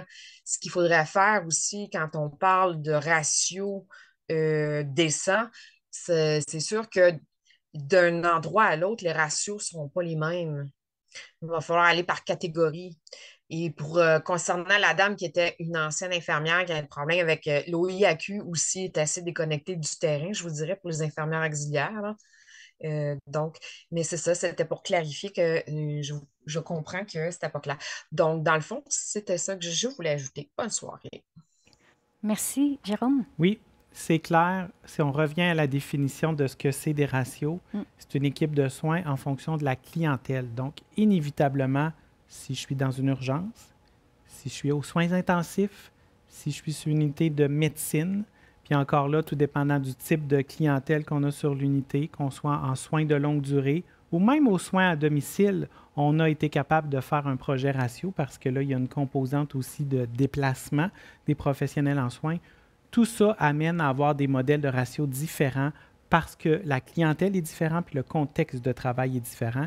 C'est ça le défi, en fait, à travers la question des ratios, c'est d'être capable d'établir c'est quoi la norme minimum, par exemple, dans une urgence, pour après ça, d'ajuster en fonction du jugement clinique des professionnels en soins ou de la situation qui justifierait d'ajouter plus de personnel. Puis on parle de ratio, c'est le minimum. Après ça, on peut rajouter à la hausse. Toujours en ajouter, jamais en enlever, à moins vraiment qu'on ferme des départements ou qu'on ferme des lits. Mais ce n'est pas le cas au Québec, là, les hôpitaux débordent. C'est ça. Merci. Larissa Apollon.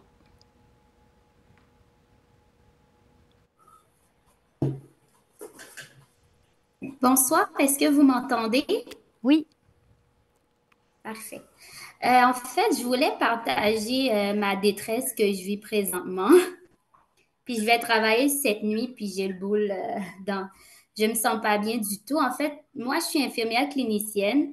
Ce qui arrive, je suis en CHSLD, j'ai plusieurs chapeaux. Parfois, je suis assistante, parfois, je suis infirmière, parfois, je suis infirmière auxiliaire. Et cette nuit, ça va être plus préposé, type infirmière auxiliaire, parce qu'on sait l'infirmière, elle peut tout faire, en fait. Le scénario qui fait que je suis beaucoup plus en détresse, c'est comme par exemple, c'est par rapport à la gestion du personnel. On parle de ratio, mais il faut y penser aussi à la gestion du personnel. Par exemple, cette nuit, on va être 3 infirmières pour la nuit. Et notre ratio, normalement, c'est une infirmière et une assistante pour la nuit. Et on a un infirmière auxiliaire sur chaque étage.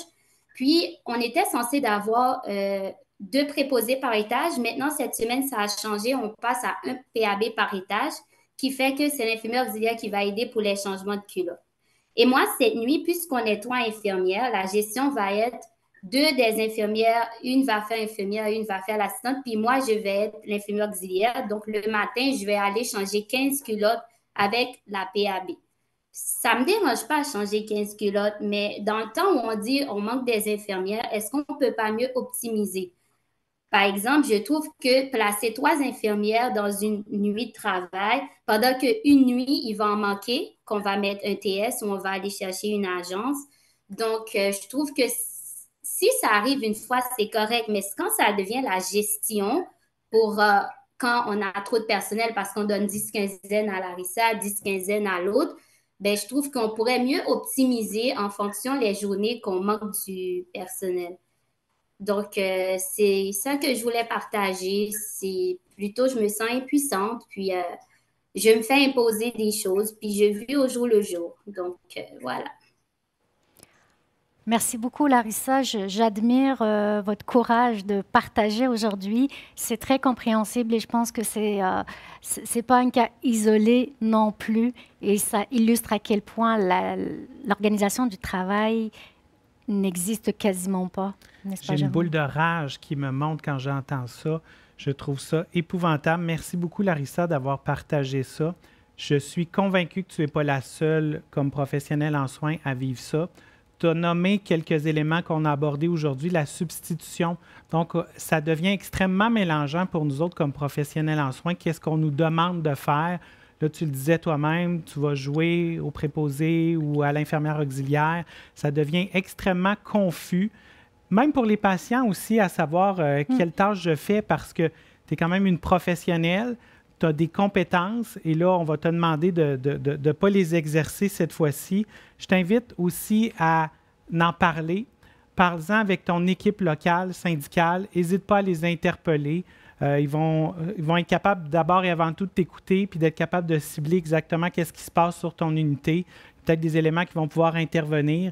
N'hésite pas aussi à en parler à ton gestionnaire, mais comme je te dis, n'hésite pas à en parler à ton équipe syndicale. Puis ils vont être capables de t'écouter puis d'être capables de faire certaines actions là, clairement. Là, c'est l'objectif. Je trouve ça extrêmement dommage d'entendre ça. Tu sembles être très jeune. Il faut qu'on te garde. Tu es sûrement excellente dans ton travail. On veut te garder, mais on sait que c'est extrêmement difficile ce que tu vis puis que d'autres vivent. Donc, merci de l'avoir partagé avec nous. C'est ça qu'on veut changer, qu'on veut ne plus jamais entendre comme témoignage, ce genre de choses-là. C'est pour ça qu'on tient puis qu'on milite à avoir des ratios. Effectivement, et c'est un témoignage, je dirais, qu'on entend souvent, de plus en plus, malheureusement. Et On est en pleine négociation, Jérôme, aussi, puis c'est au cœur des demandes qui sont en ce moment sur la table et puis pour lesquelles on milite, puis il y a des moyens de pression qui sont présentement en cours, puis qui continuent. Donc, participez le plus possible parce que votre voix compte, il faut la porter et la force du nombre aussi compte et c'est important. Je vais donner la parole à Isabelle Danis. OK. Allô? Oui, oui, on vous entend. OK. Je m'excuse. En fait, moi, je suis vraiment d'accord pour les ratios. Ça fait longtemps que je suis assez militante, puis je suis d'accord pour ça. Par contre, concrètement, là, présentement, est-ce qu'il y a quelque chose qu'on peut faire? On a une surcharge de travail, ça va pas bien, c'est déjà arrivé sur un département, j'ai déjà rempli une déclaration de risque, je me suis ramassée dans le bureau, ça a été l'enfer. Mais ça n'a rien changé à part le fait qu'ils nous ont mis un préposé pendant 1 heure de plus un après-midi. Pour la surcharge de travail, c'était vraiment intense. Est-ce qu'il n'y aurait pas moyen, au niveau de la FIC, en attendant qu'il y ait des ratios, parce qu'on s'entend que ça ne sera pas fait demain, là, je veux dire, on est conscient de ça. Est-ce qu'il y a quelque chose qu'on pourrait faire pour un peu comme dégraisser l'ouvrage? Je veux dire, me semble, moi, depuis des années, tout ce que je fais, j'ai 2 fois plus de paperasse à remplir, encore moins de temps auprès des patients, une plus grosse surcharge de travail par le fait même. Nos patients âgés sont de plus en plus des cas de médecine, de moins en moins des cas de juste de la gériatrie. En même temps, moi, quand que je vois comment on traite nos personnes âgées, j'ai plusieurs questions à refaire, je m'excuse. J'étais en gériatrie, je suis plus là maintenant, mais en gériatrie, je veux dire, quand que le patient, ça fait une couple de semaines qu'il est stable, tout ça, on sait qu'il ne fit pas dans la résidence où on va l'envoyer, mais on l'envoie parce qu'on sait qu'à la porte tournante, quand il rentre, c'est un nouveau patient. On recommence tout. Des fois, le dossier est encore sur le département. Puis on recommence la collecte de données, toute la paperasse à faire, juste pour satisfaire des normes ministérielles qui disent que ce patient-là n'aura pas attendu 6 mois dans un hôpital. Ça n'a pas de bon sens, tu sais. Il y a sûrement quelque chose, il faut aussi épurer un peu notre travail. Le manque de matériel, qui soit pas disponible, qui soit pas fonctionnel, ça n'a pas de bon sens. Puis, dernier point à ajouter, si on regarde là, un lundi normal versus un lundi du temps des fêtes, regardez le stationnement là, de votre hôpital, là, le stationnement est vide. Puis, sur tout, dans mon hôpital, là, sur tous les paliers de décision, de bureau, de tout, il y a des diplômes infirmiers à profusion. OK? Jusqu'au à l'hôpital où je travaille, le bras droit de la présidente est infirmier. Toutes ces personnes-là, là, je veux dire, ils n'ont jamais fait une journée de plancher quand on tombe en TSO, qu'on tombe en moins, puis tout ça. Eux autres, là, le vendredi, ils punchent puis ils s'en vont. Mettez-les une journée par semaine sur le plancher. Vous allez le régler, votre problème de manque de personnel. C'est pas vrai que dans les bureaux, on peut fonctionner 2 semaines dans le temps des fêtes. Ils sont pas là, puis on est capable de survivre l'hôpital. Fait qu'une journée par semaine, 2 fois par mois, tu comblerais toutes tes TSO dans un hôpital avec juste le monde qui sont dans un bureau. Ça, c'était mon commentaire. Je m'excuse, pas le mail. Mais c'est ça. C'est un peu ça ce que je voulais dire. Merci pour l'intervention, Isabelle, c'est très apprécié. On va juste, avant de te donner la parole, Jérôme, je veux juste dire qu'on va prendre la dernière intervention et après ça, on va conclure. Donc, on ne peut pas prendre plus de mains levées. Il y a juste une dernière main levée qu'on va prendre juste après. Mais avant ça, Jérôme, peux-tu répondre? Oui, je vais essayer de me contrôler parce que là, quand on parle des gestionnaires puis leur capacité de gérer, là, je pourrais me lâcher lousse puis ça pourrait pas être beau. Effectivement, on a un problème de leadership, là, vraiment. Là. Des fois, je me demande c'est qui le pire ennemi. Est-ce que c'est les infirmières qui sont en position de gestion? Je me pose la question. J'y ai pas encore complètement répondu. À tous les niveaux, là, infirmières gestionnaires jusqu'au niveau du ministère de la Santé. Ce serait intéressant qu'on pointe toutes dans la même direction pour être capable d'améliorer les conditions de travail de nos professions puis ultimement des soins aux patients. C'est vrai que ça peut sembler gros, là, ce que vous vivez. Il y a beaucoup d'éléments qu'on nous demande. Des fois, on soigne plus des statistiques que des patients avec les différents papiers qu'on remplit, notamment ce que vous nommiez. Je vous invite vraiment à être capable d'interagir, entre autres, avec votre équipe syndicale. À la FIC, on a développé le formulaire de soins sécuritaires. Ça permet d'être capable d'identifier rapidement pour l'équipe syndicale c'est quoi exactement l'enjeu qui se vit en termes de surcharge de travail. C'est-tu justement une question de substitution? C'est-tu des tâches qui sont faites par d'autres qui devraient être données à d'autres professionnels? C'est-tu des affichages de postes qui n'ont pas été faits? C'est-tu des remplacements qui n'ont pas été donnés? C'est-tu une mauvaise planification? Fait que toutes ces questions-là, en fait, l'équipe syndicale peut les adresser. On est en période de négociation actuellement. C'est clair qu'il faut se mobiliser. Si vous êtes tout seul sur votre département à vivre ça, puis que vous n'en parlez pas, ça va rester là. Donc, il faut en parler, il faut être capable de le dénoncer, il faut être plusieurs. On est 80 000 professionnels en soins au Québec. Si on est 80 000 professionnels en soins qui se mobilisent puis qui font savoir au gouvernement présentement, à Mme Lebel, là, qui gère les négociations, là, que c'est inacceptable que ce qui se passe, puis ce n'est pas avec les offres qui déposent sur la table que ça va changer. Donc, c'est en se faisant entendre. Présentement, on distribue les hauts d'uniforme. Il y a des limites. On vous invite à le porter. Vous ne savez pas à quel point, je suis à la table de négociation avec ma collègue Nathalie Lévesque et les membres élus du comité de négociation. Et vous ne savez pas à quel point les éléments que vous faites en termes de mobilisation sur le terrain, ça a des échos jusqu'au gouvernement. Ça veut dire, si tout le monde porte son uniforme le mardi, ça veut dire que on est mobilisés, on est tous sur la même longueur d'onde, on veut tous le même objectif, on veut tout améliorer ce qui se passe actuellement dans le réseau, puis que vous êtes derrière votre comité de négociation actuellement qui est en processus de négociation.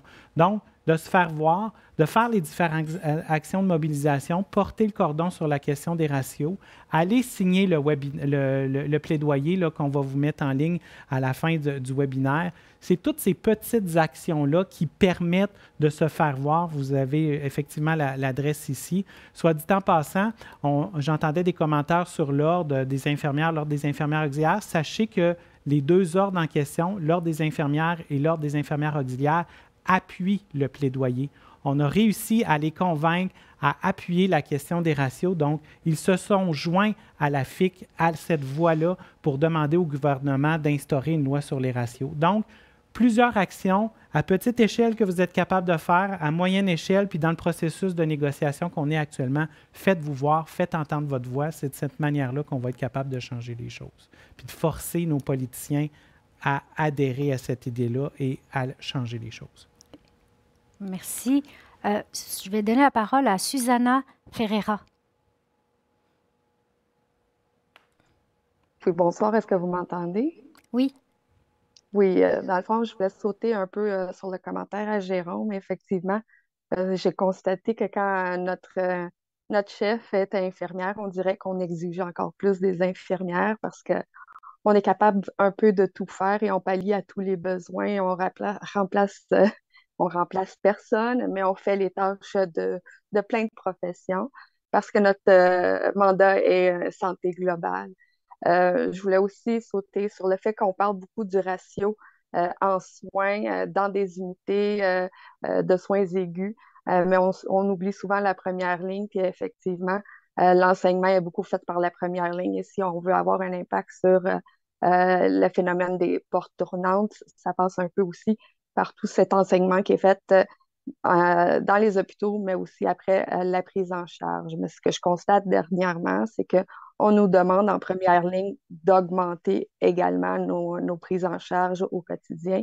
Et ce que je vois dans mon unité, c'est qu'il y a déjà des infirmières qui pensent à quitter, alors que ce n'était pas le cas du tout avant, quand on avait des chefs d'autres professions. Et donc, c'est ça, je voulais témoigner. La première ligne, on est là, puis il faut aussi penser à nous. Merci. Merci beaucoup.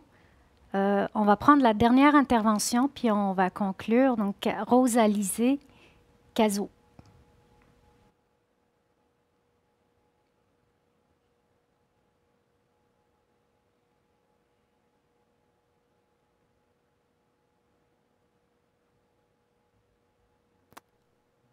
Oui, allô? Oui, on vous entend. Oui, oui. Bonsoir tout le monde.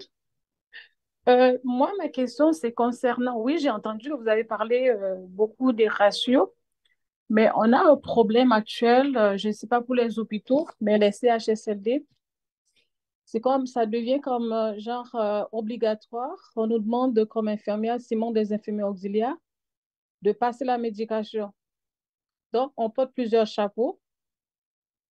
Soit on remplace on est assistant ou bien assistante, puis infirmière, puis infirmière auxiliaire. Ça m'est déjà arrivé à plusieurs reprises que j'ai 2 étages, puis je couvre un autre étage comme infirmière auxiliaire. et je ne suis pas la seule.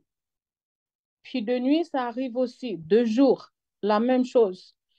Puis on a les infirmières auxiliaires aussi, des fois qui se ramassent à passer la médication pour 40 personnes. Est-ce que c'est normal? Est-ce que ça rentre dans les ratios? Ou bien ça devient comme une sorte d'obligation maintenant que les infirmières remplacent les infirmières auxiliaires ou bien les auxiliaires se ramassent à couvrir un étage au complet? C'est ma question, s'il vous plaît. Puis un commentaire que j'aimerais ajouter.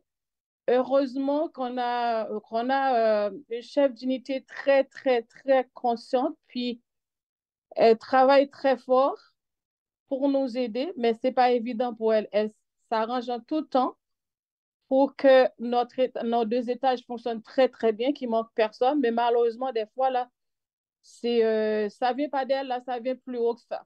J'aimerais savoir, est-ce que c'est obligatoire maintenant que les infirmières de jour, de soir, de nuit, qu'on remplace les infirmières auxiliaires? Ça ne nous dérange pas s'il arrive de quoi qu'on met la main dans la pâte pour faire fonctionner les étages, mais ça devient tellement fréquent. La question que je me pose, est-ce que ça devient obligatoire maintenant pour les infirmières et les infirmières auxiliaires, s'il vous plaît? Merci pour la question. Jérôme? Oui, c'est une question un peu plus technique et pointue. En fait, ce que vous décrivez, en fait, c'est vraiment le phénomène de priorisation que vous êtes obligé de faire en CHSLD du fait que vous n'avez pas le bon nombre d'infirmières auxiliaires et de préposés. Donc, la question de la médication, autant les infirmières que les infirmières auxiliaires peuvent donner de la médication. Là, ça dépend de l'organisation du travail, ça dépend de votre unité de soins, comment ça fonctionne, mais c'est clair que ça ne peut pas changer à tous les jours, ça ne peut pas changer au gré du vent. C'est exactement ça que le principe des ratios va permettre, c'est d'être capable de déterminer de jour, de soir, de nuit, combien j'ai besoin d'infirmières, combien j'ai besoin d'infirmières auxiliaires, j'ai besoin de combien de préposés pour être capable de dispenser l'ensemble des soins et que tout le monde soit dans son champ, que l'infirmière puisse exercer vraiment l'ensemble de ses tâches, qui va permettre à l'infirmière auxiliaire, elle aussi, de faire l'ensemble de ses tâches, puis que les préposés vont être aussi capables de faire leurs tâches, et non pas qu'on se mette à interchanger tout le monde au gré de la journée parce qu'il manque d'un ou il manque d'une autre personne. C'est vraiment extrêmement préoccupant, ça. C'est vraiment ça l'objectif, en fait, des ratios, c'est d'être capable d'établir la bonne composition d'équipe de soins. Puis de stabiliser les équipes aussi. Plus on a de personnes, plus c'est la même équipe qui revient, mieux on connaît les patients, plus on connaît sa médication et on donne de meilleurs soins. Donc, quand il y a autant de fébrilité, de volatilité dans les soins qui sont à prodiguer parce qu'on est en mode de gestion pompier, c'est beaucoup plus difficile à gérer, effectivement, puis c'est pas un cas rare ou isolé. C'est ça qu'on essaye justement de défaire avec les ratios. Et ce qu'on vit actuellement dans les CHSLD, c'est vraiment... on a atteint le sommet, en fait, là, presque du ridicule. Vous savez, il y a une norme au ministère de la Santé qui dit que normalement, dans tous les CHSLD, il devrait avoir la présence au minimum d'une infirmière 24 heures sur 24. Les infirmières ne sont jamais seules. Heureusement que les infirmières auxiliaires et les préposés sont là dans l'équipe, mais au minimum, une infirmière dans chacun des établissements. On a vu pointe l'année passée un projet complètement ridicule, c'est-à-dire de mettre une tablette, là, un cellulaire pour remplacer l'infirmière. Donc, on laissait seules les infirmières auxiliaires et on avait une infirmière au bout du fil qui dormait, puis ultimement qu'on réveillait si j'avais besoin pour être capable d'évaluer les patients et ultimement se déplacer. Fait que ce projet-là, heureusement, il est terminé. Fait que j'ai hâte de voir quel va être le résultat de ça. Mais malheureusement, encore aujourd'hui, il y a des directions de soins qui ont maintenu cette idée-là de ne pas mettre des infirmières la nuit dans des CHSLD et même de soir. Donc, ce que je parlais tantôt, c'est que le niveau de soins a énormément augmenté dans les CHSLD. C'est épouvantable. On met à risque les patients au Québec et c'est des décisions cliniques qu'on prend des décisions comme celle-là et on met à risque la population en faisant ce genre de décisions-là. Et malheureusement, c'est la pression se retourne vers qui vers vous, ce qu'on entend ce soir, des professionnels en soins, des infirmières auxiliaires ou des infirmières qui vivent énormément de pression de ces effets-là en termes de surcharge de travail qui se retrouvent à travailler à équipe réduite. Et malheureusement, il y a des effets pour vous parce que vous vivez un stress avec ça, mais aussi auprès des patients. Et aussi une possible erreur aussi qui pourrait arriver, qui peut être sanctionnée également. Oui. On va prendre une dernière intervention. Il nous reste 2 minutes, assez rapidement, mais comme on a une main levée, on va quand même la prendre pour finir avec ça. Donc, je vais donner la parole à Roxana David.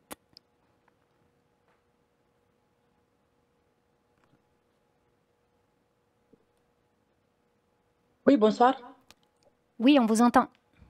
OK.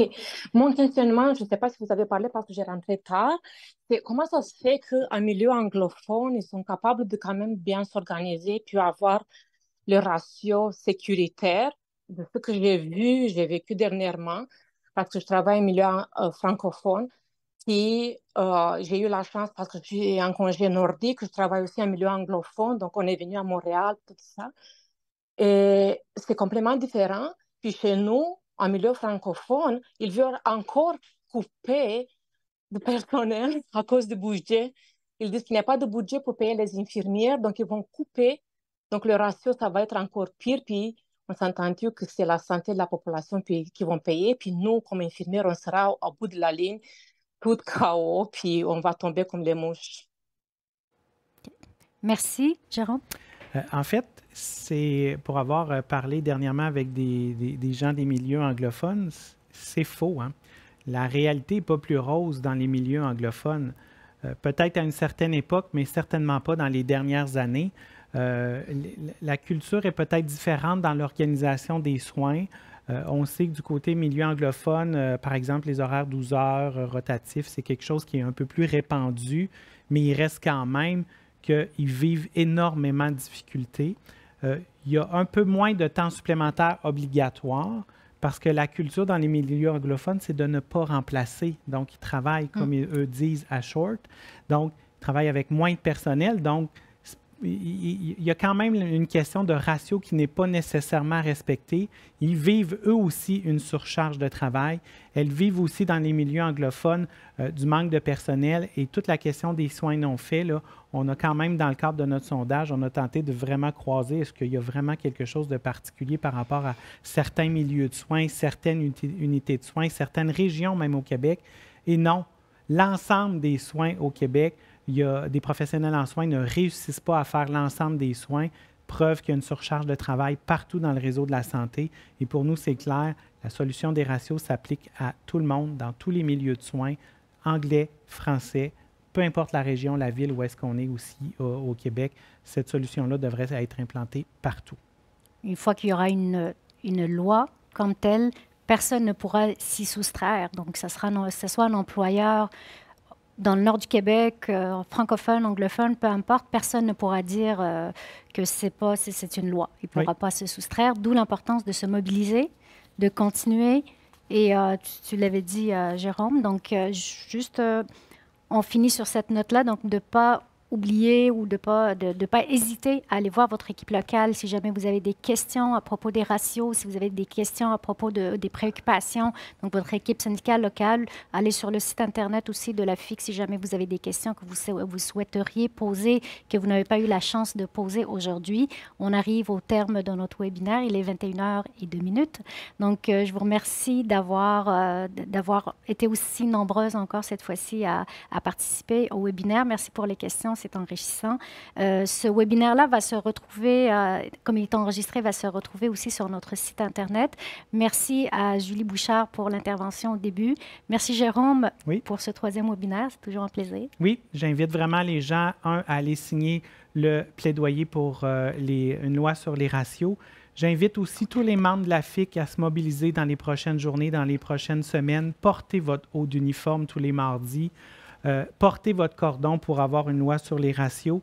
Participez à vos assemblées syndicales dans vos équipes syndicales pour être capable d'être tenu informé du processus de la négociation. Vous avez le site web de la FIC qui apparaît à l'écran.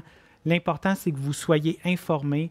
Le gouvernement actuellement utilise beaucoup de la désinformation dans les médias actuellement. Donc, tenez-vous au courant. Vous savez, notre présidente Julie Bouchard l'a mentionné, l'automne va être chaud. On se prépare à la grève. Ce n'est pas l'objectif qu'on souhaite, mais s'il faut se rendre jusque-là, je pense que l'ensemble des 80 000 professionnels en soins sont prêts à se rendre jusque-là pour que les choses changent. Donc, on a besoin de tout le monde. Il faut que les conditions de travail des professionnels en soins changent. Il faut que le gouvernement comprenne clairement que les choses, il faut qu'elles changent dans le réseau de la santé. Et si vous pouvez partager ce que vous avez eu comme information aujourd'hui, discutez-en au niveau de vos équipes, de vos collègues, de vos familles. Une fiche argumentaire va vous être envoyée dans les prochains jours qui va résumer le contenu qu'on s'est dit aujourd'hui. Donc, il peut peut-être vous aider aussi à mieux comprendre un peu plus en détail ce qu'on vient de se dire aujourd'hui. Ça sera en français. La version anglophone est disponible également. Donc, je vous remercie encore et puis bonne soirée. À une prochaine fois peut-être. Merci, Nassima. Merci, Jérôme.